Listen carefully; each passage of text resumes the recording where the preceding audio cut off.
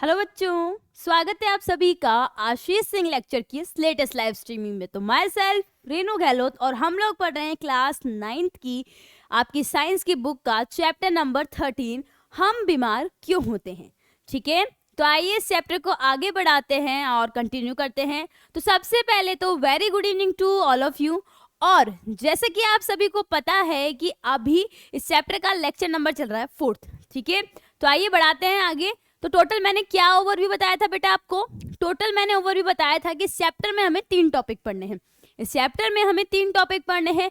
First हो गया स्वास्थ्य व इसका बिगड़ना, सेकंड हो गया रोग व इसके कारण, थर्ड हमें पढ़ना है संक्रामक रोग। तो हमारा थर्ड वाला टॉपिक चल रहा है। इसके अंदर हमने प्रीवियस लेक्चर में क्या डिस्कस किया था?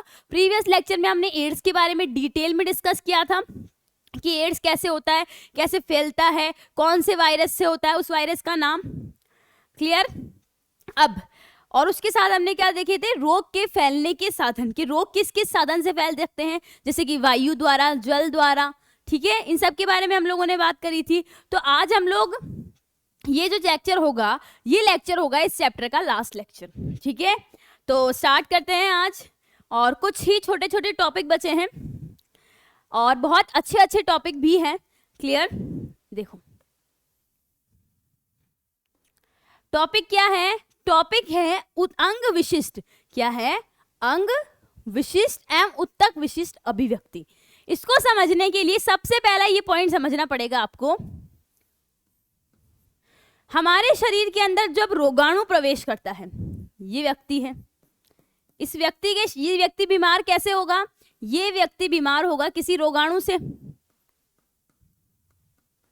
कोई ना कोई रोगाणु होगा, रोगजनक होगा, वही तो क्या करेगा? इस व्यक्ति को बीमार करेगा। अब ये रोगाणु जब इस व्यक्ति के शरीर में प्रवेश करेगा, ध्यान से सुनना, ये रोगाणु जब इस व्यक्ति के शरीर में प्रवेश करेगा तो ये तय है कि ये किसी एक विशिष्ट अंग पर जाकर वहां पर उसको संक्रमित करेगा।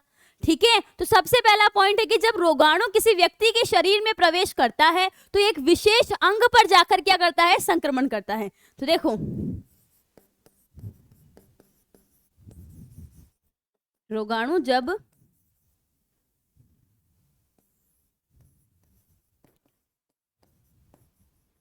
शरीर में प्रवेश करता है तो कहां पर संक्रमण करता है? विशेष अंग पर। जैसे कि बात कर लो आपका जुखाम, किसी व्यक्ति को क्या हो रहा है? जुखाम हो रहा है। मान लो ये व्यक्ति को क्या हो रहा है? जुखाम। तो इस जुखाम का रोगजनक कहां इफेक्ट करेगा? आपके श्वसन पथ को इफेक्ट करेगा, आपके रेस्पिरेटरी ट्रैक्ट को इफेक्ट करेगा। क्लियर है? एग्जांपल समझो, जैसे कि आप बोल सकते हो कि जुखाम का रोगजनक, या फिर चलो पहले ये वाला पॉइंट समझो कि जब रोगाणु व्यक्ति के शरीर में प्रवेश करता है तो वो विशेष अंग को, विशेष अंग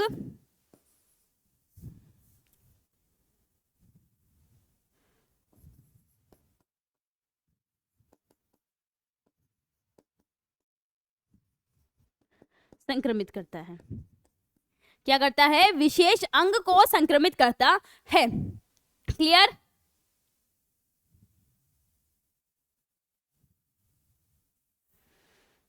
सिंपल सा ये समझना है। अब जुखाम, जुखाम किससे होता है? मैंने आपको बताया जुखाम वायरस से होता है। किससे होता है? वायरस से। वायरस का नाम भी बता देती हूँ, आप लोगों की नहीं पूछा जाएगा। वायरस का नाम है राइनो वायरस।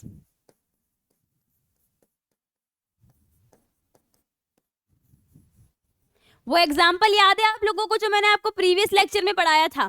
क्या था वो एग्जाम्पल? वो एग्जाम्पल था, ये व्यक्ति है, इस व्यक्ति को हो रहा है जुखाम। ठीक है, और इसके पास में खड़ा है एक स्वस्थ व्यक्ति। जब ये अस्वस्थ व्यक्ति या फिर वह व्यक्ति जिसे क्या हो रहा है? जुखाम हो रहा है, वह व्यक्ति क्या करेगा? मान लो दोनों दोस्त हैं, आपस में बात करने आए, मिलने आए। अब जो व्यक्ति को जुखाम हो रहा है वो गलती से छींक देगा।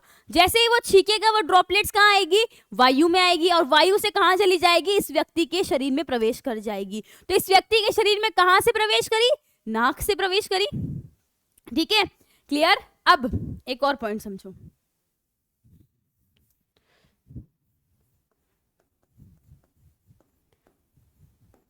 वायु के द्वारा,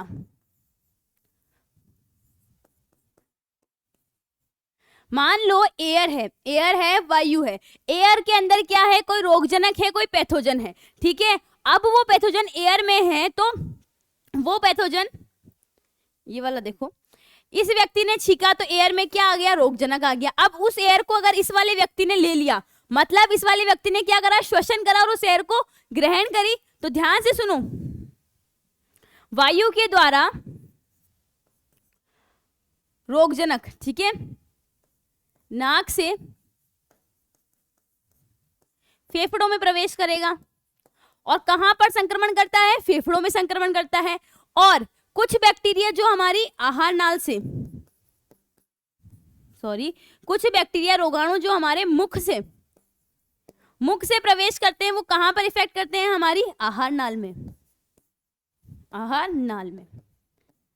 नाल क्या होती है, हमारा फूड पाइप, ठीक है। हमारी गट, जो भी हम खाना खाते हैं वो हमारे कहाँ जाता है, पेट में जाता है। मतलब सबसे पहले अंदर स्टमक में जाता है, फिर स्मॉल इंटेस्टाइन में जाता है, फिर लार्ज इंटेस्टाइन में जाता है, ठीक है। तो एक लाइन होती है, कौन सी लाइन है, ध्यान से सुनना, कि आपका रोगजनक जिस मार्ग से प्रवेश कर रहा है आपके शरीर में, उस मार्ग को ही संक्रमित करता है मोस्ट ऑफ द केस में। मतलब मान के चलो 80% केस के अंदर या फिर 80% कंडीशन के अंदर रोगजनक जिस मार्ग से आपके शरीर में प्रवेश करता है, उस मार्ग को इफेक्ट करता है। जैसे जुखाम का वायरस हमारे नाक से प्रवेश करता है वायु के द्वारा। जुखाम का वायरस नाक से प्रवेश करता है वायु के द्वारा, तो वो किसे इफेक्ट करता है, हमारे रेस्पिरेटरी ट्रैक्ट को इफेक्ट करता है, हमारे रेस्पिरेटरी ट्रैक्ट को इफेक्ट करता है, ठीक है। जुकाम होता है, क्या होता है, गला खराब हो जाता है हमारा, ठीक है, रेस्पिरेटरी ट्रैक्ट को इफेक्ट करता है। वहीं अगर बात करें कुछ रोगजनक जो हमारे मुख से प्रवेश करते हैं, वो मोस्ट ऑफ द केस में हमारी आहार नाल को संक्रमित करते हैं, ठीक है। तो जो रोगजनक मुख से प्रवेश करते हैं, आहार नाल को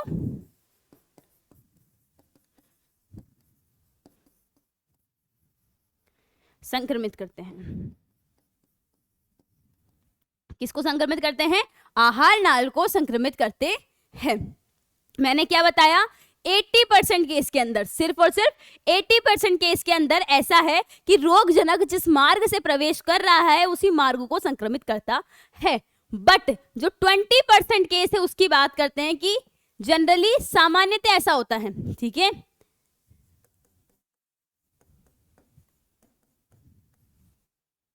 सामान्यता ये आएगा दूसरी कंडीशन में। हमेशा ये नहीं होता है। क्या होता है, HIV का वायरस। HIV का वायरस कौन से मार्ग से प्रवेश करता है, मैंने आपको बताया है, प्रीवियस लेक्चर में ही मैंने आपको एड्स बताया था। तो HIV का वायरस जो होता है मेनली कौन से वो मार्ग से प्रवेश करता है, लैंगिक संपर्क से।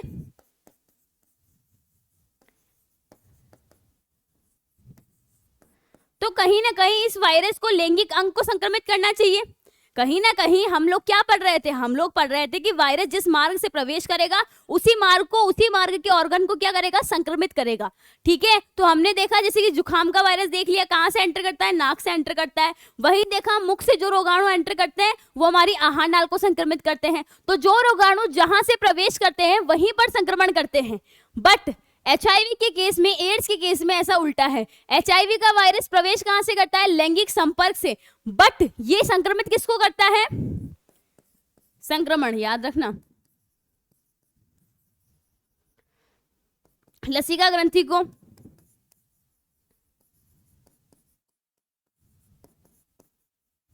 ठीक है, प्रतिरक्षा तंत्र को इफेक्ट करता है, लसिका ग्रंथि को इफेक्ट करता है। ऐसे ही बात करो, दूसरा होता है आपका टाइफाइड, मलेरिया लेते हैं, ठीक है। मलेरिया क्या होता है, एक मच्छर होता है फीमेल एनाफिलस, मादा एनाफिलस जब आपको काट जाती है तो उसकी लार के अंदर क्या होता है, इस मलेरिया का रोगजनक होता है, रोगाणु होता है। तो जैसे ही फीमेल एनाफिलस आपको काटती है तो मलेरिया का रोगाणु कहां पर आ जाता है, आपके ब्लड में आ जाता है। तो वो रोगाणु प्रवेश कहां करा, आपके ब्लड में। अगर ब्लड में प्रवेश करा तो कहीं ना कहीं उसको आपके ब्लड को ही इन्फेक्ट करना चाहिए, मतलब इन्फेक्शन करना चाहिए ब्लड में ही। बट ये मलेरिया का जो रोगाणु है प्रवेश तो आपके कहां पर करता है, ब्लड में। बट संक्रमित सबसे पहले किसको करता है,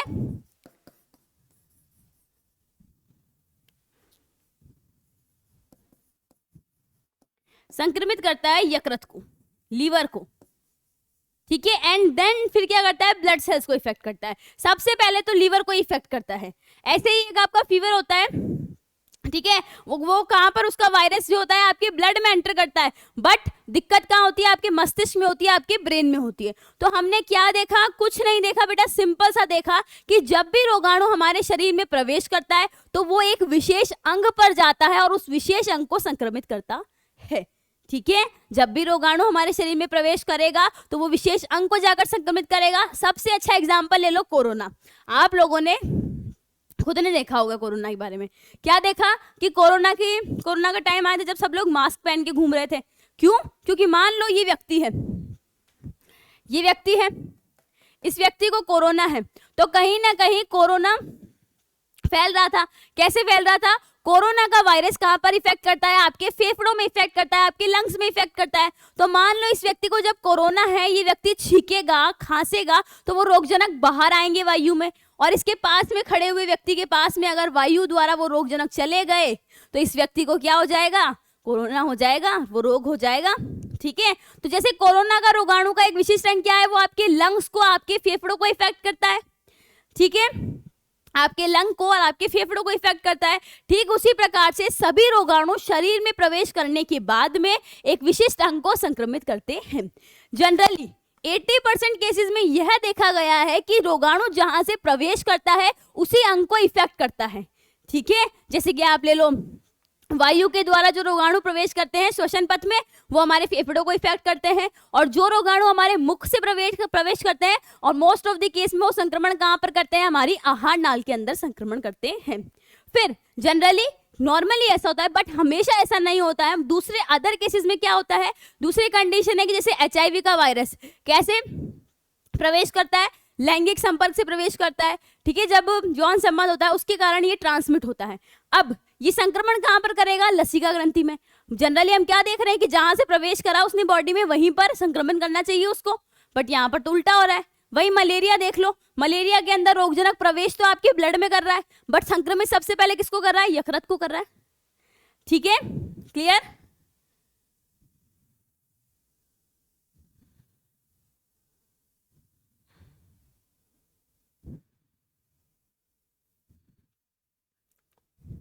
चलो बात करते हैं। कुछ नहीं है, सिंपल सा है, डेली लाइफ से कनेक्ट करते जाओ अपने आप से। जैसे जुकाम होता है अपन को, ठीक है, बुखार आती है, सबको अपने आप से कनेक्ट करो। ठीक है, अपने आसपास ही सब कुछ होता है। रोगाणु विभिन्न माध्यम से हमारे शरीर में प्रवेश करते हैं। ये व्यक्ति है, इसके शरीर में प्रवेश करने के लिए रोगाणु के पास में बहुत सारे मीडियम हैं, और वह हमारे शरीर में अंग उत्तक में संक्रमण करते हैं। कहां पर संक्रमण करते हैं, हमारे अंग में, उत्तक में संक्रमण करते हैं। अतः अधिकतर सूक्ष्मजीव संक्रमण शरीर में प्रवेश के स्थान पर ही पर निर्भर करता है। ठीक है, अधिकतर सूक्ष्मजीव में संक्रमण शरीर के प्रवेश के स्थान पर निर्भर करता है, जहां पर प्रवेश करा वहीं पर वो संक्रमण करते हैं। उदाहरण, एग्जाम्पल देखो, यदि रोगाणु हवा द्वारा नाक से प्रवेश करता है, ठीक है, यदि रोगाणु एयर में है, एयर कहां जाएगी, नाक में जाएगी जब हम श्वसन करेंगे, तो हवा द्वारा जब रोगाणु नाक में प्रवेश करता है तो वो मोस्ट ऑफ द केस में फेफड़ों में संक्रमण करता है, जैसे कि क्षय रोग में बैक्टीरिया। ठीक है, फिर देखो सेकंड एग्जांपल, यदि रोगाणु मुख से प्रवेश करता है, यदि रोगाणु कहां से प्रवेश करेगा, मुख से प्रवेश करेगा, तो संक्रमण आहार नाल में होगा। इन्फेक्शन कहां होगा, आहार नाल में होगा। जैसे टाइफाइड का व्यक्ति, ठीक है, और टाइफाइड का व्यक्ति यकृत में जाएगा, और हेपेटाइटिस के बैक्टीरिया से, जैसे कि टाइफाइड जो होता है, टाइफाइड का बैक्टीरिया हमारे मुख से प्रवेश करता है। जब आप बड़े हो गए, अगर 11th क्लास में बायो ली, तो संदूषित आपको एक चैप्टर पढ़ाया जाएगा 12th क्लास में, वहां पर आपको टाइफाइड डिटेल में पढ़ाया जाएगा। तो वहां पर आपको पता पड़ेगा कि टाइफाइड कैसे फैलता है, संदूषित भोजन से फैलता है। ठीक है, तो जब आप संदूषित भोजन खाओगे तो भोजन से रोगाणु कहाँ गया, रोगाणु कहाँ है, संदूषित भोजन में। आपने भोजन खाया, रोगाणु कहाँ गया, मुख में गया, आहार नाल में गया, आहार नाल को इफेक्ट करेगा। आहार नाल की कौन से ऑर्गन को, यकृत को। ठीक है, फिर देखो, लेकिन सदैव ऐसा नहीं होता है कि जिस मार्ग से प्रवेश करेगा उसी मार्ग को संक्रमित करेगा, सदैव ऐसा नहीं होता है। एचआईवी वायरस में लैंगिक अंगों द्वारा शरीर में प्रवेश करता है। एचआईवी का वायरस लैंगिक अंगों द्वारा शरीर में प्रवेश करता है, परंतु वह लसिका ग्रंथियों में फैलता है, उनको संक्रमित करता है। दूसरा, मलेरिया उत्पन्न करने वाले सूक्ष्मजीव मच्छर काटने से शरीर में प्रवेश करते हैं। अब किसी को मलेरिया हो रहा है तो कैसे हो रहा है कि उसको एक मच्छर ने काटा है, मच्छर ने वो रोगजनक उसके ब्लड में डाला है और यकृत में पहुंच जाते हैं। कहां पहुंचते हैं? यकृत में पहुंचते हैं और इसके बाद लाल रुधिर कोशिकाओं में जाते हैं। तो सबसे पहले मलेरिया का रोगजनक कहां डाला गया? आपके ब्लड में। बट संक्रमित किसको कर रहा है? यकृत कोशिका को और फिर रक्त कोशिका को कर रहा है। फिर देखो, जापानी मस्तिष्क ज्वर उत्पन्न करने वाले वायरस भी मच्छर के काटने से शरीर में पहुंचते हैं, किंतु ये मस्तिष्क को संक्रमित करते हैं। किसको संक्रमित करते हैं? मस्तिष्क को संक्रमित करते हैं। क्लियर? फिर आगे देखो, कुछ नहीं है, सिंपल सा पॉइंट है। देखो क्या है कि रोग के लक्षण मैंने क्या बताया कि जो रोग होता है, रोग को कैसे पहचाना जाता है? रोग को हम लक्षण देखकर पहचानते हैं। अब रोग के जो लक्षण है, ध्यान से सुनना, रोग के लक्षण किस पे निर्भर करते हैं कि संक्रमण किस अंग में हुआ है। संक्रमण किस अंग में हुआ है, इस बात पर रोग के लक्षण निर्भर करते हैं। कि जैसे कि मान लो मुझे क्या हो रहा है कि, चलो पढ़ते हैं फिर समझाती हूँ मैं आपको। देखो, रोगाणु जिस ऊतक व अंग को संक्रमित करता है, रोग के लक्षण व चिन्ह उसी पर निर्भर करते हैं। क्लियर? देखो, यदि फेफड़ों का पर आक्रमण करता है, कौन? यदि रोगाणु हमारे फेफड़ों पर आक्रमण करता है तो हमें क्या होगा? तो हमें आएंगे, खांसी होगी उस समय, ठीक है, कम सांस आएगा। अब ये रोगाणु प्रवेश कहाँ करेगा? हमारे नाक से प्रवेश करेगा, ठीक है, हमारे श्वसन पथ को इन्फेक्ट करेगा। हम श्वसन पथ क्या काम में आता है? श्वसन लेने के काम में आता है। तो जब हम श्वसन लेंगे, ब्रीदिंग लेंगे, उसमें दिक्कत आएगी, ठीक है, खांसी वगैरह हो जाएगी, ठीक है। तो ये सब उसके लक्षण होते हैं। दूसरा देखो, यदि मस्तिष्क पर आक्रमण करेगा, कौन? यदि रोगाणु हमारे मस्तिष्क पर आक्रमण करेगा तो हमें क्या सिम्टम आएंगे? हमें सिम्टम आएंगे, हमें सिर दर्द होएगा, बेचैनी होएगी, ठीक है, सिर दर्द होएगा और नींद नहीं आएगी। देखो, सिर दर्द होएगा, उल्टी आएंगे, चक्कर आएंगे, बेहोशी आना, ये सब इसके लक्षण होंगे। तो रोग के लक्षण किस पे निर्भर करते हैं? रोग के लक्षण इस बात पर निर्भर करते हैं कि जो संक्रमण हुआ है किस अंग में हुआ है। यदि फेफड़ों में संक्रमण हुआ है तो हमें क्या लक्षण होंगे? हमें खांसी आएगी, ब्रीदिंग प्रॉब्लम होगी। कोरोना में देखा आपने, सबको ब्रीदिंग प्रॉब्लम हो रही थी, देखी, नॉर्मली यही था। अब उसके बाद में सेकंड क्या लिया कि मान लो अगर किसी व्यक्ति के सर में कोई रोगाणु आक्रमण करता है तो सर में दिक्कत है तो उसको क्या होगा? सिर दर्द होगा। क्लियर? उसको चक्कर आएंगे, उसको बेहोशी हो जाएगी, ये सब उसके सिम्टम होंगे। तो सिम्टम किस बात पर निर्भर करते हैं? सिम्टम इस बात पर निर्भर करते हैं कि इन्फेक्शन कहाँ है। जैसे कि आपका पेट दर्द हो रहा है, पेट दर्द होना एक लक्षण है। क्या किससे क्या रिजल्ट निकलेगा कि कहीं ना कहीं आपके पेट में कोई दिक्कत है। क्लियर? फिर आता है रोग की तीव्रता। रोग की तीव्रता मतलब रोग की तीव्रता, देखो इसको समझने के लिए सबसे पहले समझो रोगाणु। मान लो ये व्यक्ति है, इस व्यक्ति के शरीर में यदि रोगाणु की संख्या ज्यादा है तो रोग की अभिव्यक्ति क्या होगी? ज्यादा होगी, मतलब व्यक्ति बीमार ज्यादा होगा, ज्यादा बीमार होगा।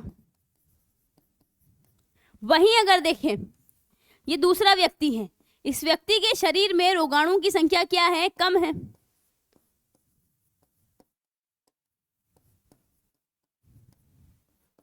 रोगाणु की संख्या कम है तो ये व्यक्ति क्या होगा? कम बीमार होगा।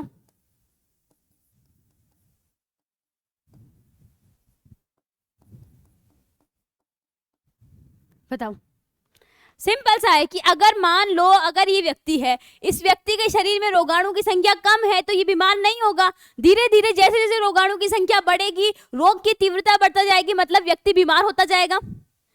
ठीक है, तो सिंपल सी है, रोग की तीव्रता किस पर निर्भर करती है? रोग की तीव्रता निर्भर करती है जीवाणु की संख्या पर।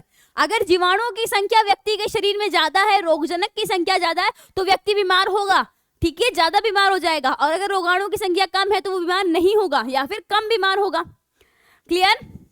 अब चलो इसको पढ़ लेते हैं, उसके बाद आगे बढ़ते हैं। क्या लिखा है? रोग की तीव्रता की अभिव्यक्ति शरीर में उपस्थित सूक्ष्मजीव की संख्या पर निर्भर करती है कि इन सूक्ष्म जीव की संख्या कितनी है उस बात पे निर्भर करती है। अतः उनकी संख्या कम है, अगर उनकी संख्या कम है तो रोग की अभिव्यक्ति कम होगी, किसी व्यक्ति को रोग होने के चांसेस कम है। यदि उसकी संख्या अधिक है तो रोग की अभिव्यक्ति अधिक होगी और जीवन को खतरा हो सकता है। अब व्यक्ति क्या है, ज्यादा बीमार है, ठीक है। अब सबसे पहले देखो एक पॉइंट बताती हूँ बेसिक सा। जब भी रोगाणु, मान लो ये व्यक्ति है, इस व्यक्ति को एक ही मच्छर ने काटा और उस मच्छर के अंदर क्या था, आपका मलेरिया का वायरस था। अब वो वायरस जब आपकी बॉडी में प्रवेश करेगा तो सबसे पहले क्या चाहेगा, वो सबसे पहले जाएगा कि वो अपनी संख्या में वृद्धि करे। क्या करे, अपनी संख्या में वृद्धि करे, गुणन करे। तो रोगजनक जब आपके शरीर में प्रवेश करता है या फिर जिस भी व्यक्ति के शरीर में प्रवेश करता है तो सबसे पहले वो अपनी संख्या में वृद्धि करता है, संख्या में गुणन करता है। कौन, रोगजनक, ठीक है। रोगजनक क्या करता है, व्यक्ति के शरीर में जब प्रवेश करता है तो सबसे पहले संख्या में वृद्धि करता है, ठीक है। अगर वो व्यक्ति के अंदर रोगजनक की संख्या कम है तो वो बीमार नहीं होगा, कम बीमार है, ठीक है। और अगर व्यक्ति के अंदर रोगजनक की संख्या ज्यादा है तो वो ज्यादा बीमार हो जाएगा, उसकी जान पे भी खतरा बन सकता है।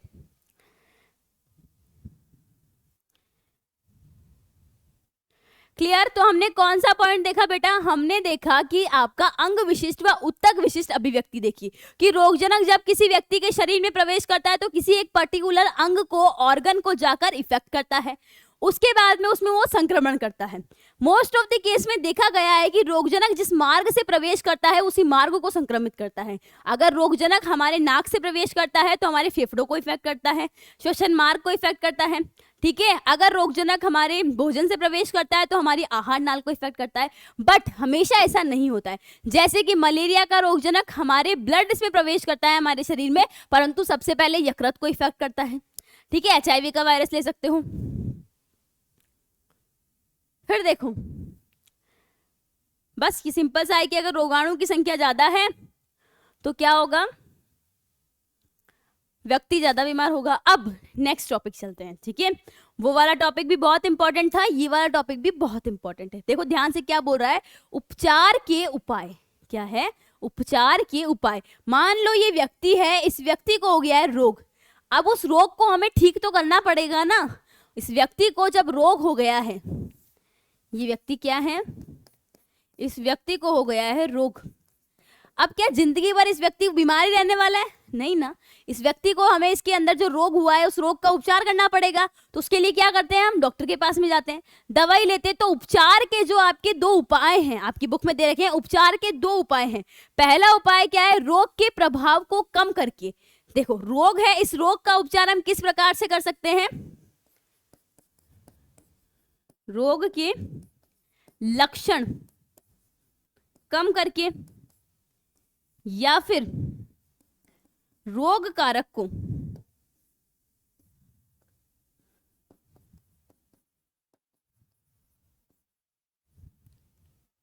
रोग कारक या फिर रोगाणु,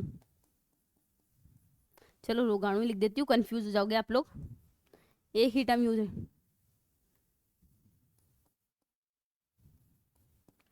रोग के कारण को खत्म करना। जैसे कि मान लो इस व्यक्ति को रोग हो रहा है, इस व्यक्ति को क्या हो रहा है, जुकाम हो रहा है। अब हम क्या कंडीशन, इसको दो तरह की दवाई दे सकते हैं। ऐसी दवाई जिससे या तो क्या हो, इसके जुकाम के जो लक्षण है वो कम हो जाए, या फिर इस व्यक्ति को हम क्या करेंगे, ऐसी दवाई देंगे कि इस व्यक्ति के अंदर जो जुकाम का वायरस है, जुकाम का जो रोगजनक है, जुकाम का जो रोगाणु है, वो रोगाणु ही नष्ट हो जाए।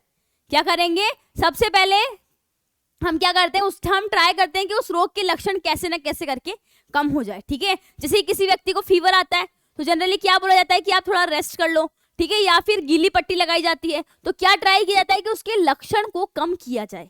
दूसरा, अगर वो लक्षण कम नहीं होते हैं तो जो रोग जिस कारण से हो रहा है उस कारण को खत्म करने के लिए हम दवाइयां लेते हैं, मेडिसिन लेते हैं। तो जैसे कि मान लो इस व्यक्ति को क्या हो रहा है, जुकाम हो रहा है। जुकाम कौन से वायरस से होता है, राइनो वायरस से होता है। तो उस राइनो वायरस को किल करने के लिए जब हमने दवाई ली तो वो आपका क्या हो गया, सेकंड वाले पॉइंट के अंदर आ गया।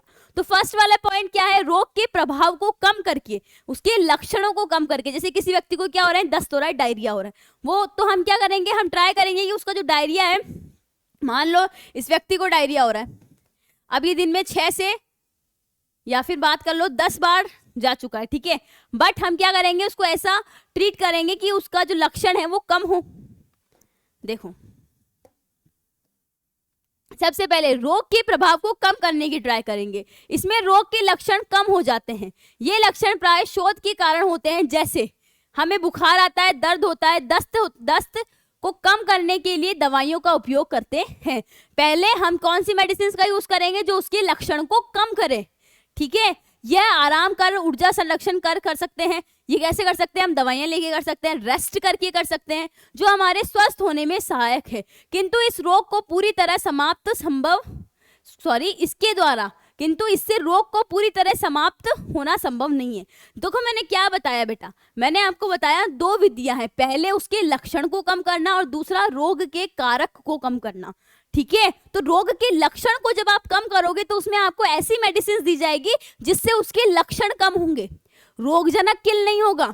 ये व्यक्ति है, इस व्यक्ति को कोई बीमारी हो रही है, हमने मान लो इसको क्या हो रहा है, टीबी हो रहा है, इसको सबसे पहले हमने कैसी दवाई दी, ऐसी दवाई दी जिससे उसके लक्षण कम हो, ऐसी दवाई दी जिससे उसके अंदर उस रोग के लक्षण कम हो, ठीक है। बट उससे उसका रोगजनक तो नहीं मर रहा है ना, तो रोगजनक नहीं मर रहा है तो क्या ये रोग ठीक होगा, नहीं होगा। तो यही लिखा है कि इससे रोग पूरी तरह समाप्त होना संभव नहीं है। रोग पूरी तरह समाप्त किससे होता है, सेकंड उपचार से, कि रोग के कारण को ही समाप्त कर देना। जैसे कि ये बैक्टीरिया वाला रोग हो रहा है, तो इस व्यक्ति को क्या हो रहा है, कोई बैक्टीरियल रोग हो रहा है, तो इसको आपने क्या दे दी, एंटीबायोटिक दे दी, जैसे कि पेनिसिलिन। वो एंटीबायोटिक पेनिसिलिन ने क्या करा, इस व्यक्ति के शरीर में गया, इस व्यक्ति के शरीर के अंदर जो बैक्टीरिया था, जिसको इन्फेक्ट कर रहा था, नुकसान पहुंचा रहा था, उसको किल कर देगा। तो यही है। दूसरे चरण में रोगाणु को मारने के लिए दवाई दी जाती है, रोगाणु को मारने के लिए दवाई दी जाती है। उदाहरण, जीवाणु को मारने के लिए एंटीबायोटिक व मलेरिया की परजीवी को मारने के लिए कुनैन का प्रयोग किया जाता है। याद रखना, मलेरिया के लिए कुनैन का प्रयोग किया जाता है, ठीक है, इंपॉर्टेंट है। बैक्टीरिया को तो आपको बता रखा है मैंने, बैक्टीरिया वाला पॉइंट कितना इंपॉर्टेंट है बताओ। तो अगर कोई भी किसी भी व्यक्ति को रोग हुआ है तो उस रोग के उपचार के कितने उपाय हैं, 2 उपाय हैं, ठीक है। पहला उपाय क्या होता है कि उसके लक्षणों को कम करें, और दूसरा क्या होता है, उसके रोगजनक को ही किल कर दे, उसके कारण को ही किल कर दे, कि वो रोग किस कारण से हो रहा है उसको ही किल कर दिया। फिर आता है निवारण का सिद्धांत। निवारण क्या करना, देखो उस रोग से पूरी तरह से छुटकारा पाना, उसकी पूरी तरह से उससे मतलब बिल्कुल ठीक होना, ठीक है, उस रोगजनक को उससे पूरी तरह मुक्ति पाना, ऐसे बोल सकते हो आप, ठीक है, क्लियर। अब क्या पढ़ रहे हैं, निवारण का सिद्धांत।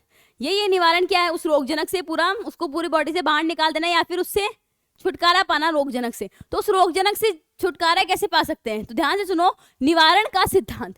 संक्रामक रोगों से छुटकारा पाने की 3 समस्याएं। अगर आप संक्रामक रोग है और उससे छुटकारा पाना चाहते हो, जल्दी से जल्दी ठीक होना चाहते हो, तो 3 समस्याएं सामने आती है, ठीक है। अभी इसके सिद्धांत की भी बात करेंगे और उस उपाय की भी बात करेंगे कि हम क्या क्या कर सकते हैं जिससे हमें रोग ना हो, ठीक है, सबकी बात करेंगे हम। तो सबसे पहले जब भी हम क्या करना चाहेंगे, किसी भी रोग से छुटकारा पाना चाहेंगे, तो क्या होती है, 3 बड़ी मेजर समस्याएं आती है। ऐसा नहीं होता है, इतना आसान नहीं होता है कि आपको कोई रोग हो गया और आप जल्दी से ठीक हो जाओ। आप देखते हो कि जनरली किसी व्यक्ति को बुखार भी आया है तो कम से कम उसके 5 से 6 दिन वेस्ट हो जाते हैं, ठीक है। क्यों, क्योंकि स्टार्टिंग के 2 दिन तो वो धीरे धीरे से बीमार होता है, फिर 2 दिन वो ज्यादा बीमार रह जाता है, फिर धीरे धीरे वो रिकवरी होता है, तो कवर करते हुए उसे पूरे 7 दिन लग जाते हैं, ठीक है। तो किसी भी रोग का निवारण या फिर किसी भी रोग से छुटकारा पाना इतना आसान नहीं होता, उसमें बहुत सी समस्याएं होती है। और मेजरली 3 समस्याओं की बात करनी है हमें, मेजर 3 समस्याओं की बात करनी है। सबसे पहली है कि यदि कोई एक बार बीमार हो जाए तो उसके शारीरिक कार्यों में बहुत हानि होती है। अगर कोई व्यक्ति एक बार बीमार हो जाए तो उसके शारीरिक कार्य में बहुत हानि होती है और फिर वे पूरी तरह स्वस्थ नहीं हो पाते।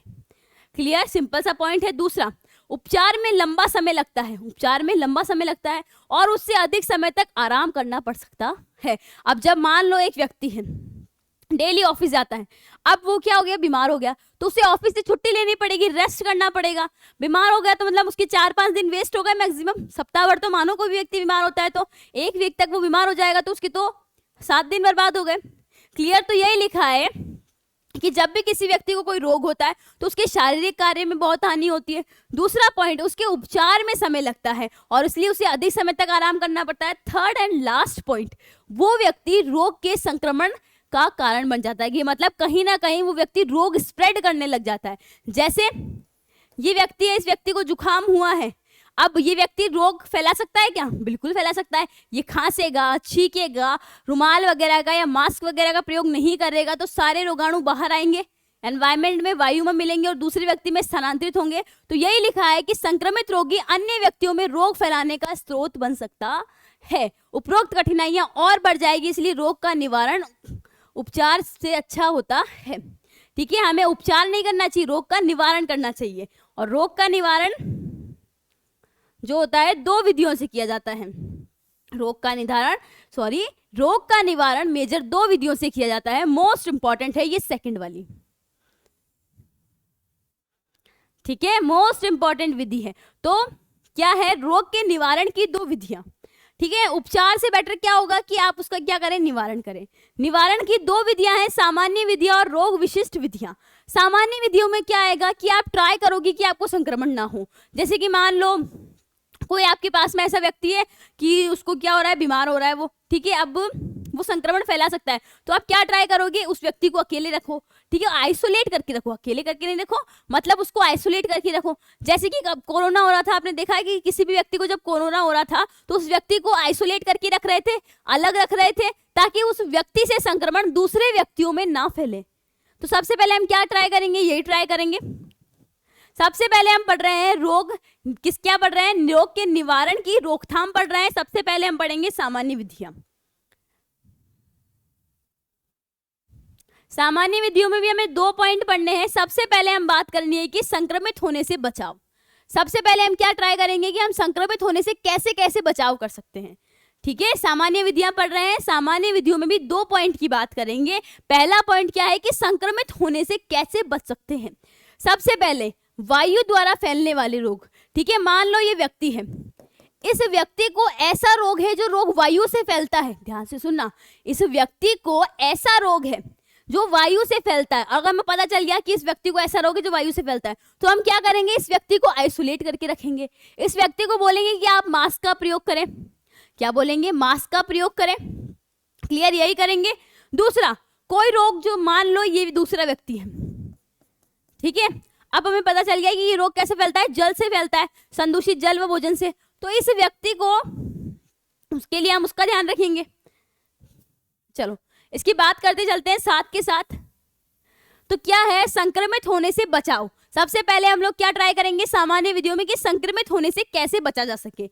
सबसे पहले हम संक्रमित होने से बचाव के उपाय करते हैं। ये उपाय रोग में संक्रमण पर आधारित होते हैं, जैसे कि वायु से फैलने वाले रोगाणु से बचने के लिए इस तरह की परिस्थिति अपनाई जाती है कि रोगाणु दूसरे व्यक्ति में ना फैले। कैसी परिस्थिति अपनाएंगे? हम ऐसी परिस्थिति अपनाएंगे कि वो जो रोगाणु है दूसरे व्यक्तियों में ना फैले। जैसे कि इस व्यक्ति को बीमारी है कौन सी? वायु से फैलने वाली, और ये सारे स्वस्थ व्यक्ति हैं। तो बेटा जी हम क्या ट्राई करेंगे? हम ट्राई करेंगे कि ये जो व्यक्ति है इन व्यक्तियों को, दूसरे व्यक्तियों को रोग ना पहुंचाए। उसके लिए हम क्या करेंगे? देखो, और पर्यावरण में जीवित ना रह सके। अर्थात उदाहरण, रोगाणु यदि वायु से फैलता है तो पीड़ित व्यक्ति को अलग रखें। अगर इसका रोगाणु किससे फैलता है? वायु से, तो इस व्यक्ति को हम अलग कमरे में रखेंगे, आइसोलेट करके रखेंगे। ठीक है, वह देखभाल करने जाने, अब व्यक्ति बीमार है तो उसकी देखभाल भी तो करनी पड़ेगी। अब उसकी बीमार है, उसकी देखभाल करने के लिए जो भी व्यक्ति रहे उसको नक्सिका पर कपड़ा, मतलब कि मास्क, फिल्टर का प्रयोग करें ताकि रोगी के परिवेश को स्वस्थ व श्वासवर्धक रहे। ठीक है, दूसरा आता है जल। कुछ रोग जो होते हैं जल से फैलते हैं, तो जनरली क्या करते हैं कि नदियों के अंदर ही रोगी व्यक्ति कपड़े वगैरह धो लेते हैं, तो वो चीजें भी नहीं करनी चाहिए। ठीक है, अपना जो कॉमन जल स्रोत होता है, ठीक है, उसके अंदर भी उन सब से दूरी बनानी चाहिए। देखो, रोगाणु से बचने के लिए स्वच्छ व सुरक्षित पेयजल की आवश्यकता है। ठीक है, अतः रोगी की अपशिष्ट पदार्थ को जल में ना मिलने दे। ज्यादा से ज्यादा ट्राई करना चाहिए कि रोगी का जो अपशिष्ट पदार्थ है जल में ना मिले। अर्थात अच्छा हो कि हम उसे जमीन में गाड़ दें। ठीक है, क्या अच्छा होगा? ज्यादा से ज्यादा ट्राई करेंगे कि उसका जो अपशिष्ट पदार्थ है उसको हम जल में ना मिलने दें और उसको हम क्या करें? भूमि में गाड़ दे। दूसरा, रोग कैसे फैलता है? रोगजनक से फैलता है, मच्छर से फैलता है। तो मच्छर से फैलेगा तो हम क्या करेंगे? कॉइल यूज करेंगे, ठीक है। मच्छर को मारने वाली कॉइल आती है, उसका यूज किया जाता है। क्लियर है? तो यही है, रोगवाहक जैसे कि मच्छर, मक्खी, कॉकरोच आदि द्वारा होने वाले संक्रमण से बचने के लिए उनको समाप्त करने एवं वृद्धि को रोकना आवश्यक है। उनको समाप्त करना आवश्यक है। सबसे पहले हम क्या करेंगे? उसकी वृद्धि को रोकेंगे। मच्छर को जनन को रोकने के लिए, अब मच्छर कहाँ फैलते हैं? पानी में फैलता है, ठीक है। देखा है आपने, डेंगू के लिए जगह जगह पानी भरा हुआ होता है बारिश के दिनों का, तो वो पानी नहीं भरा हुआ होना चाहिए जगह जगह पर, ठीक है। क्लियर है? टीवी पर एडवर्टाइज भी आता था, ठीक है, कि पुराने बर्तन या फिर जो भी सामान पड़े होते हैं, बारिश आती है तो उसमें पानी भर जाता है, फिर वहां पर मच्छर पनपते हैं, मच्छर अपना घर बना लेते हैं। तो हमको इसको रोकना चाहिए, ठीक है, उनको उल्टा करके रखना चाहिए। देखा है एडवर्टाइज? मैंने तो देखा है बहुत, ठीक है, और आप लोगों ने भी देखा होगा। तो यही है कि उन मच्छरों के जनन को रोकने के लिए पानी के जमाव को ना होने दे, साफ व स्वच्छ वातावरण रखे, और नालियां जो होती है पैक करके रखनी चाहिए। खाने की वस्तुओं को ढककर रखें और मक्खी और कॉकरोच से दूर रखें, ठीक है। मक्खी कहाँ पनपती है? खाने पे पनपती है, तो खाने को ढक के रखना चाहिए। अब खाना ढका हुआ ही है तो मक्खी कहाँ जाएगी बेचारी? उसको खाना ही नहीं मिलेगा, वो दूसरी जगह जाएगी, ठीक है। तो संक्रमण या फिर रोग के निवारण के लिए जो सबसे पहली विधि है आपकी सामान्य विधि, उसमें हमने पढ़ा कि सबसे पहले हमें क्या करना है? उस संक्रमण से बचाव करना है। बचाव हम कैसे कर सकते हैं? कि अगर रोग वायु से हो रहा है तो हम क्या करेंगे? हम चाहेंगे कि उस जो संक्रमित व्यक्ति उसको अलग रखे, और जो भी उस संक्रमित व्यक्ति के पास जाता है उसकी देखरेख करता है, उसको मास्क वास्क का प्रयोग किया जाए। अगर व्यक्ति का रोग, यदि कोई रोग जल से होता है तो हम क्या ट्राई करेंगे? कि रोगी व्यक्ति के अपशिष्ट को हम जल में ना बहाएं, ठीक है, और रोगाणु वगैरह को भी। दूसरा आता है प्रतिरक्षी तंत्र की सक्रियता, ये मैं आपको समझाऊंगी, ठीक है। ये समझेंगे फिर उसके बाद इसको पढ़ेंगे। चलो,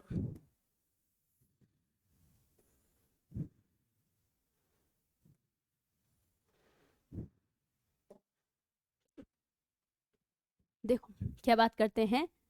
प्रतिरक्षा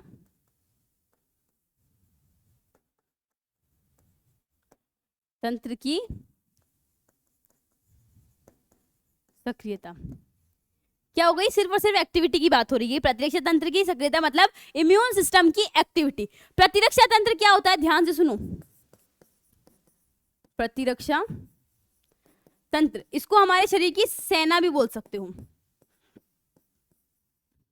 इसको हमारे शरीर की सेना भी बोल सकते हो। जैसे कि आप देखते हो कि हमारे देश की जो सेना है, हमारे देश की जो सेना है वो क्या करती है? हमारे देश की सेना बॉर्डर पर हमारे देश की रक्षा करती है।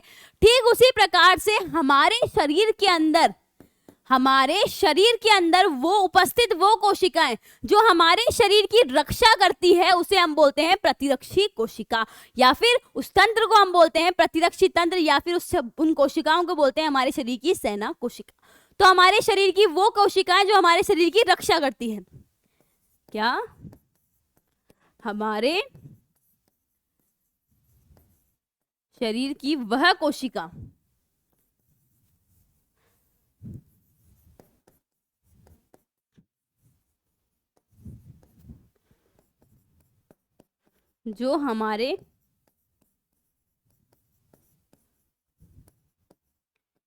शरीर की रक्षा करती है। हमारे शरीर की वह कोशिका जो हमारे शरीर की रक्षा करती है, उसे हम क्या बोलते हैं? उसे हम बोलते हैं हमारे शरीर की प्रतिरक्षा कोशिका, या फिर सेना सेल, हमारे शरीर की सैनिक कोशिका, सैनिक सेल या फिर सैनिक कोशिका, ठीक है। इसको भी आप सैनिक, ठीक है, सेना ही लिख दो, ठीक है। और हमारे शरीर की रक्षा किससे करती है? ये रक्षा करती है रोगाणु से। जो रोगाणु है हमारे शरीर में रोग उत्पन्न करते हैं, वो सूक्ष्म जीव जैसे कि बैक्टीरिया, वायरस, फंजाई, ठीक है, सॉरी हिंदी में बोलती हूँ मैं, जीवाणु, हाँ, जीवाणु, विषाणु, कवक, कृमि, प्रोटोजोआ, इन सब को हमने क्या बोला है? रोगाणु बोला है। कहीं ना कहीं वे सभी कारक जो हमारे शरीर में रोग उत्पन्न करते हैं, हम उसे रोगाणु बोलते हैं। तो ये रोगाणु हमारे शरीर में रोग उत्पन्न करते हैं। तो जब रोगाणु व्यक्ति के शरीर में रोग उत्पन्न करते हैं, तो इस व्यक्ति के शरीर की कुछ कोशिकाएं होती हैं जो इन रोगाणुओं को किल कर देती है, मार देती है, ठीक है। तो इस व्यक्ति के शरीर की क्या है? वो सेना कोशिका है। इसके शरीर में रोगाणुओं को क्या कर रही है? मार रही है। क्लियर? प्रतिरक्षा कोशिका क्या है? हमारे शरीर की सेना कोशिका है। ये हमारे शरीर की रक्षा करती है, किससे? रोगजनक से, रोगवाहक से। ठीक है, जो भी हमारे शरीर में रोग पहुंचाते हैं, हमारे शरीर को नुकसान पहुंचाते हैं, उन सबको किल करती है, उन सबको मारती है। तो रोग के निवारण में प्रतिरक्षा तंत्र की सक्रियता किस प्रकार है वो देखते हैं।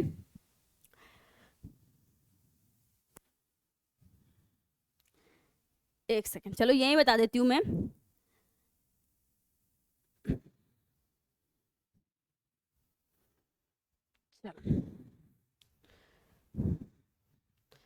देखो, ये व्यक्ति है, व्यक्ति के शरीर में कौन प्रवेश करता है? रोगाणु। जैसे ही व्यक्ति के शरीर में रोगाणु प्रवेश करता है, इस व्यक्ति के शरीर की कोशिकाओं को, कौन सी कोशिकाओं को? रोगाणु कोशिकाओं को। जैसे कि कोई दूसरे देश का सैनिक हमारे देश के अंदर नुकसान पहुंचाने के लिए प्रवेश करता है, तो हमारे देश के सैनिकों को पता चल जाता है। ठीक उसी प्रकार से जब ये रोगजनक, इस रोगाणु इस व्यक्ति के शरीर में इसको बीमार करने के लिए, इसको नुकसान करने के लिए प्रवेश करता है, तो इस व्यक्ति के शरीर में उपस्थित प्रतिरक्षा तंत्र की कोशिकाएं क्या हो जाएगी? अपने आप सक्रिय हो जाएगी। तो व्यक्ति के शरीर में रोगाणु प्रवेश करता है, फिर क्या होता है? प्रतिरक्षा तंत्र की कोशिका कैसी हो जाएगी? सक्रिय हो जाएगी और रोगाणु को किल कर देगी, मार देगी। सिंपल सा मैकेनिज्म है। ठीक है भाई, हमारे शरीर की सेना कौन है? हमारे शरीर की सेना है हमारी प्रतिरक्षा तंत्र। जैसे ही रोगाणु हमारे शरीर के अंदर प्रवेश करेगा, हमारे को नुकसान पहुंचाएगा, हमारे शरीर की सेना मतलब प्रतिरक्षा कोशिकाएं एक्टिवेट हो जाएगी और उस रोगाणु को किल कर देगी, उसको मार देगी। ठीक है, सिंपल सा पॉइंट। देखो, जब कोई रोगाणु शरीर में प्रवेश करता है तो प्रतिरक्षा तंत्र विशिष्ट कोशिकाएं सक्रिय हो जाती है और उससे लड़ने लग जाती है। जब भी कोई रोगाणु हमारे शरीर में प्रवेश करेगा तो प्रतिरक्षा तंत्र की विशिष्ट कोशिकाएं सक्रिय हो जाती है और रोगाणु से लड़ने लग जाती है, लड़ाई करती है उससे। यदि कोशिकाएं रोगाणु को मारने में सफल होती, अब दो सेनाएं आपस में लड़ रही हैं, अगर कोशिकाएं जीत गई तो रोगाणु मर गया, तो व्यक्ति तो हमें रोग नहीं होता, याद रखना।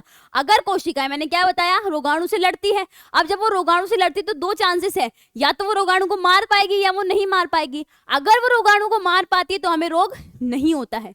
यदि ऐसा नहीं हो पाता है तो वो रोग से पीड़ित हो जाता है। और अगर हमारे शरीर की प्रतिरक्षा तंत्र की कोशिकाएं हार जाती है तो हमें क्या हो जाता है? रोग हो जाता है। तो इस रोग से बचने के लिए हमारे प्रतिरक्षा तंत्र की शक्तिशाली होना अधिक है, मतलब शक्तिशाली होना आवश्यक है। अगर हमें रोगों से बचना है, अगर हमें रोगों से बचना है तो हमें क्या ट्राई करना होगा कि हमारा प्रतिरक्षा तंत्र, हमारा इम्यून सिस्टम शक्तिशाली हो, पावरफुल हो, ताकि जब रोगाणु हमारे शरीर में प्रवेश करे तो वो उससे लड़े। ठीक है, तो हमारे शरीर की प्रतिरक्षा कोशिकाएं, हमारे शरीर की सैनिक कोशिकाएं शक्तिशाली कैसे होगी बेटा? जब हम अच्छा खाना खाएंगे, पौष्टिक आहार खाएंगे। बट जनरली आप लोगों ने देखा होगा कि बच्चे फास्ट फूड वगैरह खाते हैं, तो इतना नहीं खाना चाहिए वो। क्यों? क्योंकि कहीं ना कहीं वो हमारे शरीर को स्ट्रॉन्ग नहीं बनाता है, हमारे शरीर को वीक ही बनाता है। जब वो हमारे शरीर को वीक बनाएगा तो हमारा प्रतिरक्षा तंत्र भी वीक होगा, और रोगाणु जब प्रवेश करेगा तो क्या प्रतिरक्षा तंत्र उसको किल कर पाएगा? नहीं कर पाएगा, और हम क्या होंगे? बीमार हो जाएंगे। इसीलिए संतुलित भोजन खाना चाहिए, पौष्टिक भोजन खाना चाहिए। ठीक है, सारे प्रकार का भोजन खाना चाहिए। ऐसे नहीं कि ये वाली सब्जी नहीं खानी, ये नहीं खाना, ऐसे नहीं करना चाहिए। ठीक है, और जब आप संतुलित भोजन करते हो तभी आपका इम्यून सिस्टम क्या होता है? शक्तिशाली होता है, और जब रोगाणु आएगा उसको किल कर देगा। हम क्या ट्राई करते हैं? हमारे देश की सेना पावरफुल हो, तभी तो वो दूसरे सैनिकों को मार पाएगी। ठीक है, जब लड़ाई होगी तो हमारे शरीर की सेना को भी तो हमको पावरफुल बनाना है ना। कैसे? अच्छा भोजन खा के। तो वही लिखा है, ये तभी संभव है जब हम पौष्टिक व संतुलित आहार समुचित मात्रा में ले और बुरी आदतों से दूर रहे। जैसे बुरी आदत से भी दूर रहना है, धूम्रपान, नशीले पदार्थ, असुरक्षित यौन संबंध। क्लियर? तो क्या बताया? 2 पॉइंट बताए मैंने आपको कि रोग के निवारण के 2 पॉइंट हैं। पहला क्या हो गया? सामान्य विधियां। सामान्य विधि में देखा, पहला क्या देखा हमने? इसमें हमने देखा संक्रमण से कैसे बचे, संक्रमण से कैसे बचे। दूसरा क्या देखा इसी में हमने? प्रतिरक्षा तंत्र की क्रियाशीलता।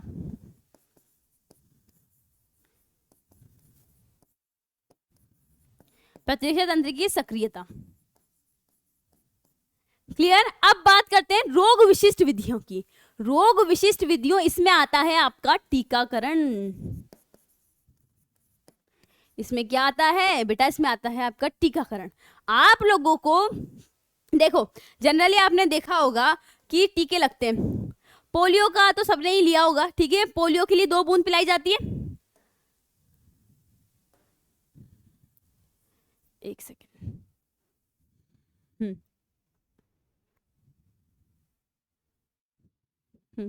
इसके अंदर हम लोग बात कर रहे हैं टीकाकरण की। टीकाकरण बहुत इंपॉर्टेंट टॉपिक है, क्वेश्चन बन सकता है। टीकाकरण क्या होता है, ध्यान से सुनो। आप लोगों ने जनरली क्या होता है, पोलियो की दवाई देखा है, 2 ड्रॉप्स पिलाई जाती है 5 साल तक। या फिर जब आप छोटे होते हो तो टीका लगता है, ठीक है, कि आज इस चीज का टीका लग रहा है, आज इसका लग रहा है। या फिर अपने आसपास आपने देखा होगा कि आपके भैया के, दीदी के, किसी के भी छोटा बेबी होता है, तो फिर क्या होता है, उसके बहुत सारे टीके लगते हैं। मतलब जब वो 5 साल का हो जाता है तब तक उसके टीके लगते हैं। उस टीके में ऐसा क्या है, ध्यान से सुनो। उस टीके के अंदर, जैसे अभी थोड़े दिन पहले कोरोना आया था, कोरोना का टीका लग रहा है, कोरोना की वैक्सीन लग रही है, तो हमें पता करना है कि उस टीकाकरण से हम रोग से कैसे बच सकते हैं। तो टीकाकरण में क्या होता है, कुछ नई दवाई होती है, ठीक है। क्या करते हैं, अभी कोविड का टीका लगा होगा आपको, सिर्फ एक इंजेक्शन है जो आपके आम पे लगा देते हैं, क्लियर। तो इसके अंदर क्या होता है, टीके में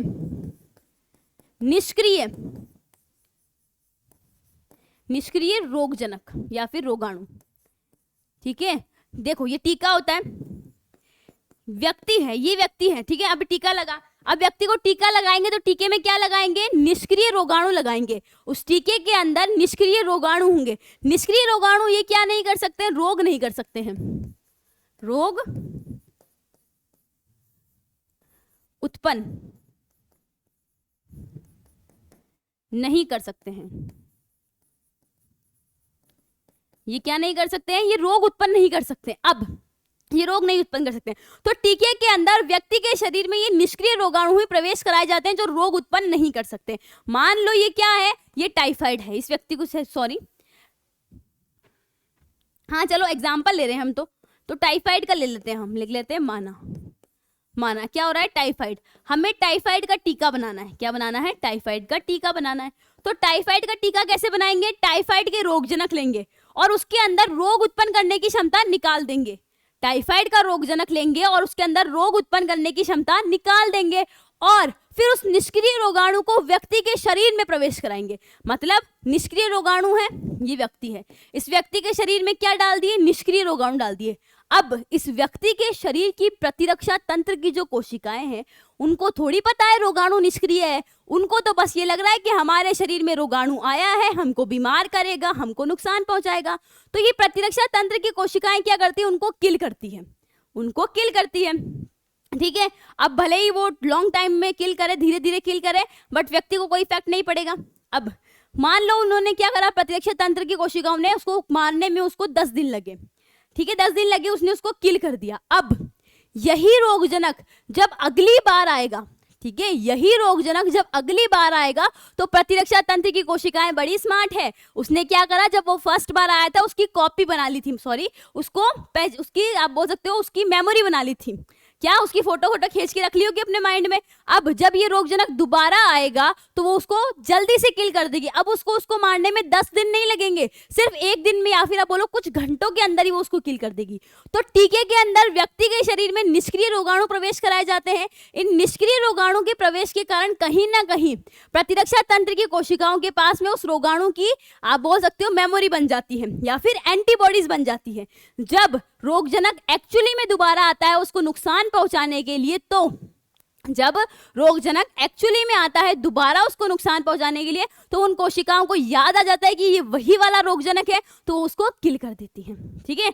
ये फर्स्ट टाइम तो निष्क्रिय रोगजनक डालते हैं हम टीके के अंदर। मान लो आपका सक्रिय रोगजनक आ गया तो, ठीक है, निष्क्रिय रोगजनक क्या है, रोगजनक लिया, उसमें से रोग उत्पन्न करने की क्षमता निकाल ली और व्यक्ति के शरीर में प्रवेश करा दिया। तो टीके के अंदर क्या किया जाता है, ये जो प्रतिरक्षा तंत्र की कोशिकाएं, इनको ही बेवकूफ बनाया जाता है। क्या करा, इनको हमने बेवकूफ बनाया कि इसके अंदर हमने निष्क्रिय रोगजनक डाल दिया और उनको लगा सच्ची में सक्रिय वाला रोगजनक है, तो उसके लिए उन्होंने उनको किल किया। अब कहीं ना कहीं उनको पता चल गया कि इसको कैसे किल करते हैं और उसके लिए उन्होंने एंटीबॉडी बना ली, ठीक है, ये एंटीबॉडी वगैरह 11th-12th क्लास में पढ़ाई जाती है अच्छे से डिटेल में, आप लोगों को इतना नहीं है। ठीक है, बस यही याद रखना है कि टीकाकरण में क्या होता है, निष्क्रिय रोगाणु को व्यक्ति के शरीर में प्रवेश कराते हैं। जब निष्क्रिय रोगाणु को व्यक्ति के शरीर में प्रवेश कराते हैं तो प्रतिरक्षा तंत्र की कोशिकाएं एंटीबॉडीज बना लेती हैं। अब जब रोगाणु सेकंड टाइम उसको किल करने आएगा, बीमार करने आएगा सक्रिय रोगाणु, तो वो प्रतिरक्षा तंत्र की कोशिकाएं जल्दी से एक्टिवेट होकर उस रोगाणु को किल कर देगी। तो यही आपका टीकाकरण होता है। टीका क्या होता है, जैसे पोलियो का टीका लगता है, तो पोलियो का टीका लगा, आपके शरीर में पोलियो के निष्क्रिय रोगजनक चले गए। अब जब पोलियो के निष्क्रिय रोगजनक चले गए तो उन्होंने उनके खिलाफ एंटीबॉडी बना ली। ठीक है, उनको मारना आ गया, उनको टेक्निक आ गई। अब देखो सक्रिय रोगजनक आया पोलियो का, आपके शरीर में गया, इन्फेक्ट पहुंचाएगा, आपको नुकसान पहुंचाने लगेगा। बट प्रतिरक्षा तंत्र की कोशिकाओं को याद आ जाएगा कि ये रोगजनक पहले भी आया था, तब हमने इसको ऐसे ऐसे किल किया था, तो वो वही मैकेनिज्म अपनाएगी जल्दी से और उस रोगाणु को किल कर देगी और व्यक्ति को रोग नहीं होगा। ठीक है, यही देखो, रोग के निवारण की अत्यधिक विशिष्ट व उचित उपाय है प्रतिरक्षाकरण टीकाकरण। क्या है, प्रतिरक्षाकरण टीकाकरण। इस विधि में बहुत थोड़ी मात्रा में रोगाणु स्वस्थ व्यक्ति के शरीर में डाल दिए जाते हैं। कहाँ डाले जाते हैं, स्वस्थ व्यक्ति के शरीर में। रोगाणु के प्रवेश करते ही प्रतिरक्षा तंत्र धोखे में आ जाता है। रोगाणु कैसे डालते हैं, निष्क्रिय रोगाणु डालते हैं, बट प्रतिरक्षा तंत्र को कैसे लगता है, सक्रिय रोगाणु है, और उनको क्या हो जाता है, धोखा हो जाता है और वो रोगाणु से लड़ने लग जाती है, वाली विशिष्ट कोशिकाओं का उत्पादन आरंभ कर देती है, मतलब एंटीबॉडी बनाती है। अब इस प्रकार रोगाणु को मारने वाली विशिष्ट कोशिकाएं पहले ही निर्मित हो जाती है। कहीं ना कहीं उस रोग को या फिर उस रोग के रोगजनक को मारने वाली कोशिकाएं हमारे शरीर में पहले से ही निर्मित हो गई। कब, जब निष्क्रिय रोगजनक हमारे शरीर में आया था। फिर जब रोगजनक रोगाणु वास्तव में शरीर में प्रवेश करता है तो रोगाणु की विशिष्ट कोशिकाएं उससे लड़ती है और उसे मार देती है। ये होता है आपका प्रतिरक्षीकरण। इंपॉर्टेंट है ये। क्या है, कुछ नहीं है, व्यक्ति के शरीर में आप निष्क्रिय रोगजनक डालते हैं और प्रतिरक्षा तंत्र की कोशिकाओं को बेवकूफ बनाते हैं। उन्हें लगता है कि सच्ची में रोगजनक आया है, तो उस रोगजनक को मारने वाली कोशिकाएं वो बनाती है और उस रोगजनक को मार देती है। फिर जब एक्चुअली में सक्रिय रोगजनक आता है तो व्यक्ति के शरीर में पहले से ही क्या है, व्यक्ति के शरीर में पहले से ही उसको मारने वाली कोशिकाएं तो उसको जल्दी से किल कर देती है और व्यक्ति बीमार नहीं होता है। इसीलिए सारी बीमारी के पहले से टीके लगाए जाते हैं। क्लियर। अब ये देख लो, टीकाकरण के लिए एक क्वेश्चन ऐसे पूछ सकते हैं, क्या पूछ सकते हैं क्वेश्चन, टीकाकरण क्या है और ऐसे 4 रोगों के नाम लिखिए जिनके टीकाकरण द्वारा बचाव किया जा सकता है। ठीक है, टीकाकरण का सामान्य नियम है कि व्यक्ति के शरीर में विशिष्ट संक्रमण प्रविष्ट कराकर प्रतिरक्षा तंत्र को मूर्ख बनाया जाता है। बिल्कुल, निष्क्रिय रोगजनक डाला और प्रतिरक्षा तंत्र को मूर्ख बनाया। यह उन रोगाणुओं की नकल करता है जो टीके के द्वारा शरीर में पहुंचते हैं। ये वास्तव में रोग ठीक नहीं करते, लेकिन ये वास्तव में रोग करने वाले रोगाणु को उसके बाद रोग करने से रोकता है। सिंपल वही है। अब ये 4 नाम याद रखने हैं आपको कि कौन कौन सी बीमारी का टीका बना हुआ है। मे भी क्वेश्चन पूछ ले, बीसीजी का टीका, यह टीका शुरू में ही श्रेय रोग से बचने के लिए लगाया जाता है। खसरे का टीका छोटी माता व खसरे से बचने के लिए लगाया जाता है। पोलियो, इसकी दवाई मुंह द्वारा दी जाती है, इसका टीका मुंह द्वारा दिया जाता है। ये प्रत्येक महीने के अंतर पर इसे 3 बार दिया जाता है। और डीपीटी का टीका, डीपीटी के 3 टीके 1-1 महीने के अंतराल में दिए जाते हैं। इसके बचाव, इससे बच्चा डिप्थीरिया, कुकर खांसी, टिटनेस और इन सब से क्या होता है, सुरक्षित रहता है। क्लियर। और इसी के साथ आपका चैप्टर कंप्लीट होता है। इम्यूनिटी वाला ये टीकाकरण वाला टॉपिक बहुत इंपॉर्टेंट है। ठीक है, इससे क्वेश्चन बन सकता है, बाकी और भी एमसीक्यू क्वेश्चंस बन सकते हैं। क्लियर, बाकी और भी पॉइंट से एमसीक्यू क्वेश्चंस बन सकते हैं। तो आज के लेक्चर में हम लोगों ने क्या देखा कि सबसे पहले हम लोगों ने देखा अंग विशिष्ट व आपकी उत्तक विशिष्ट अभिव्यक्ति, कि जब भी रोगजनक आपके शरीर में प्रवेश करता है तो एक अंग और उत्तक को इफेक्ट करता है। फिर देखा कि मोस्ट ऑफ द केस में जहां से प्रवेश कर रहा है वहीं पर संक्रमण कर रहा है। ठीक है, और जो कुछ केसेस थे उसमें ऐसा नहीं था, उसमें उल्टा था। उसके बाद में हमने क्या देखा, उसके बाद में हमने देखा रोग के उपचार, रोग के उपाय जो है 2 हैं। लक्षण को कम कर लो या फिर रोग के कारक को ही नष्ट कर दो, उसको किल कर दो, मतलब रोगाणु को मार दो। फिर निवारण के सिद्धांत। ठीक है, अगर किसी भी रोग से आप छुटकारा पाना चाहते हो तो कहीं ना कहीं 3 मेजर समस्याएं आती हैं, उन समस्याओं की बात करी।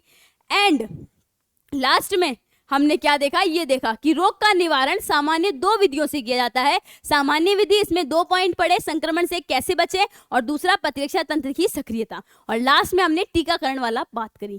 ठीक है, इसमें हमने क्या बात करी, रोग विशिष्ट विधियां। रोग विशिष्ट क्यों बोला, हर रोग के लिए अलग अलग टीका होता है, हर रोग के लिए अलग टीका होता है। ऐसे नहीं है कि एक टीका सभी रोग में चल जाएगा, नहीं, हर रोग के लिए अलग अलग टीका है। तो रोग विशिष्ट, हर रोग के लिए विशिष्ट स्पेसिफिक टीका होता है। क्लियर? और इसी के साथ आपका चैप्टर कंप्लीट होता है। आई होप आप सभी लोगों को पूरा चैप्टर अच्छे से समझ में आया होगा। मिलते हैं नेक्स्ट लेक्चर में, तब तक के लिए tata bye bye and thank you.